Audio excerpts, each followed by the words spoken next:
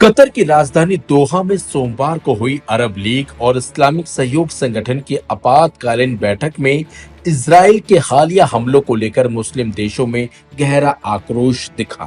बैठक में लगभग 60 देशों के प्रतिनिधि शामिल हुए, जिनमें सऊदी क्राउन प्रिंस मोहम्मद बिन सलमान, ईरान के राष्ट्रपति मसूद पेजेश्कियान, तुर्की के राष्ट्रपति रेसिप तैयब एर्दोगन और फिलिस्तीनी राष्ट्रपति महमूद अब्बास जैसे शीर्ष नेता शामिल थे। यह बैठक 9 सितंबर को इजराइल द्वारा दोहा में हमास नेताओं को निशाना बनाकर किए गए हवाई हमलों के बाद बुलाई गई थी। इन हमलों को कतर की संप्रभुता का उल्लंघन माना गया और इसी वजह से मुस्लिम जगत में एक बड़ा मोर्चा बनाने की कोशिश की गई। इस बैठक के संयुक्त बयान में सभी सदस्य देशों से इजराइल के खिलाफ कड़े और प्रभावी कदम उठाने की अपील की गई। बयान में कहा गया कि इजराइल को फिलिस्तीनी लोगों के खिलाफ कार्रवाई करने से रोकने के लिए हर संभव कानूनी और प्रभावी कदम उठाए जाने चाहिए। कई देशों ने इजराइल के साथ अपने राजनयिक और आर्थिक संबंधों की समीक्षा करने, उसके खिलाफ कानूनी कार्रवाई शुरू करने और संयुक्त राष्ट्र में उसकी सदस्यता निलंबित कराने के लिए कोशिशें तेज करने की बात भी कही। बैठक में शामिल विभिन्न देशों के नेताओं ने इजराइल की नीतियों की कड़ी निंदा की है। कतर के अमीर शेख तमीम बिन हमद अल थानी ने आरोप लगाया कि इजराइल हमास के वार्ताकारों को निशाना बनाकर गाजा युद्ध विराम वार्ता को विफल करने की कोशिश कर रहा है। ईरान के राष्ट्रपति मसूद पेजेश्कियान ने इस हमले को पूरे मुस्लिम जगत के लिए खतरा बताया। उन्होंने कहा कि कल किसी भी अरब या मुस्लिम राजधानी की बारी आ सकती है, इसलिए हमें एकजुट होना होगा। तुर्की के राष्ट्रपति रेसिप तैयब एर्दोगन ने इजराइल पर आतंकवादी मानसिकता अपनाने का आरोप लगाया। वहीं मिस्र के राष्ट्रपति अब्देल फताह अल सीसी ने चेतावनी दी है कि इस तरह के हमले क्षेत्रीय शांति समझौतों को खतरे में डाल सकते हैं। बैठक में उन देशों के प्रतिनिधि भी मौजूद थे जिन्होंने इजराइल को मान्यता दी हुई है, जैसे मिस्र, जॉर्डन, संयुक्त अरब अमीरात, बहरीन और मोरक्को। हालांकि यूएई, बहरीन और मोरक्को, जिन्होंने 5 साल पहले अब्राहम समझौते पर दस्तखत किए थे, कि शीर्ष नेता इस शिखर सम्मेलन में शामिल नहीं हुए। उन्होंने अपने वरिष्ठ प्रतिनिधियों को भेजा था। यह इस बात का संकेत है कि इन देशों के बीच इस मुद्दे पर एक तरह की संवेदनशीलता बनी हुई है। बैठक में खाड़ी सहयोग परिषद के महासचिव ने अमेरिका से इजराइल पर लगाम लगाने के लिए अपनी शक्ति और प्रभाव का इस्तेमाल करने की मांग की। इसी बीच अमेरिका के विदेश मंत्री मार्को रूबियो मंगलवार को कतर पहुंचने वाले हैं। उन्होंने कतर की संप्रभुता के लिए अमेरिका के समर्थन की बात कही, लेकिन साथ ही यह भी स्पष्ट किया है कि अमेरिका हमास के खिलाफ इजराइल के प्रयासों का समर्थन करता रहेगा। यह अमेरिका के दोहरे रुख को दिखाता है, जहां वह एक तरफ कतर का समर्थन कर रहा है और दूसरी तरफ इजराइल के सैन्य अभियानों को जायज ठहरा रहा है।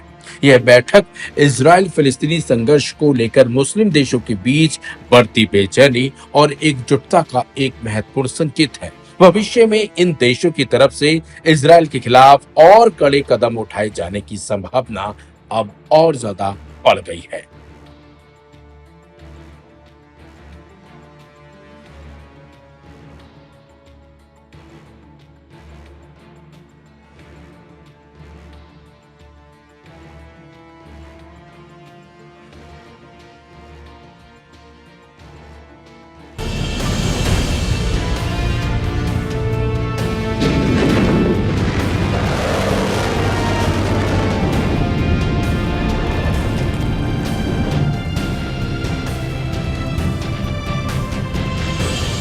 कतर पर इसराइल के हमले के बाद तुर्की ने साफ कर दिया है कि अगर जरूरत पड़ी तो वो हमास के नेताओं को अपने देश में रखेगा। तुर्की ये सिर्फ कह नहीं रहा है, बल्कि हमास के कई लीडर तुर्की में बरसों से शरण लिए हुए हैं। इस ताकतवर मुस्लिम देश में हमास के लीडर्स और अफसर आते जाते रहते हैं और कुछ ने तो वहां अपना घर भी बना लिया है। इसराइल ने पहले तुर्की पर हमास को अपने क्षेत्र से हमलों की योजना बनाने, भर्ती करने और फंड जुटाने की इजाजत देने का आरोप लगाया था, लेकिन तुर्की को इससे कोई फर्क नहीं पड़ा है। जब से तुर्की में रजब तैयब एर्दोगान मजबूत हुए हैं, तब से तुर्क राष्ट्रवाद और सल्तनत उस्मानिया के दौर के तुर्की की महत्वाकांक्षा परवान चढ़ती जा रही है। ऐसे में कतर पर हमले के बाद से तुर्की अड़ा हुआ है।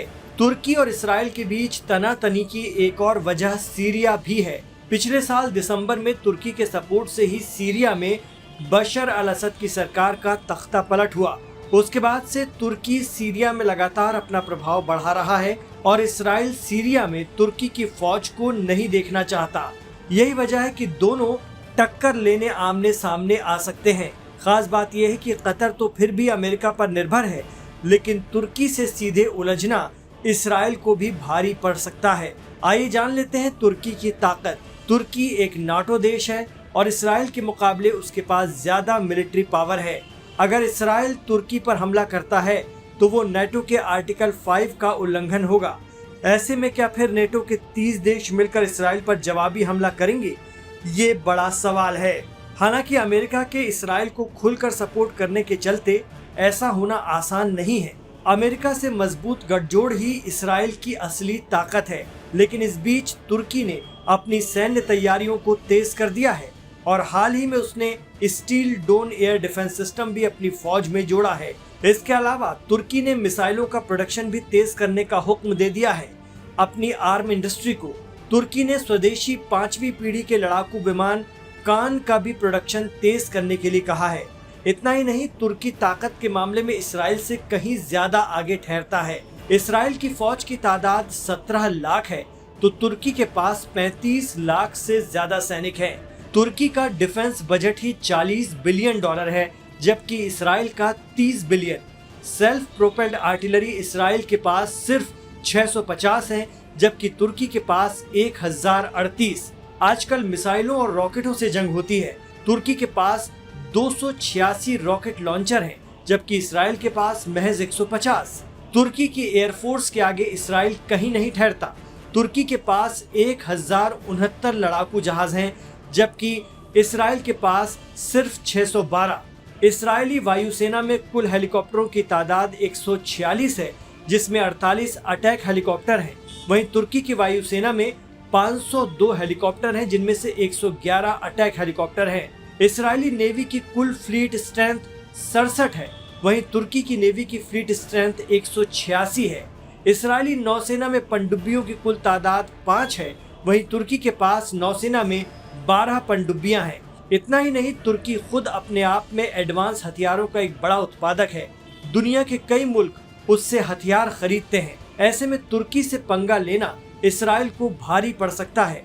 लेकिन एक्सपर्ट्स का मानना है कि गजा और हमास के बहाने अपनी ग्रेटर इसराइल की मंशा पर आगे बढ़ रहा इसराइल ये ठान लेता है कि वो तुर्की पर हमला करेगा तो वो ऐसा करके ही दम लेगा। ऐसे में खित्ते में एक भीषण जंग छिड़ने के इम्कानात हैं। प्रेसिडेंट एर्दोगान का प्रभाव जैसे जैसे तुर्की में बढ़ता गया, इसराइल और तुर्की के संबंध खराब होते चले गए। तुर्की के प्रेसिडेंट रजब तैयब एर्दोगान लंबे समय से फिलिस्तीनी आंदोलन और हमास के समर्थक रहे हैं। तुर्की के राष्ट्रपति ने गजा युद्ध की शुरुआत से ही इसराइल, खासकर प्रधानमंत्री बेंजामिन नेतन्याहू की तीखी आलोचना की है। उन्होंने इसराइल पर नरसंहार का आरोप लगाया है और नेतन्याहू की तुलना नाजी नेता एडोल्फ हिटलर से की है।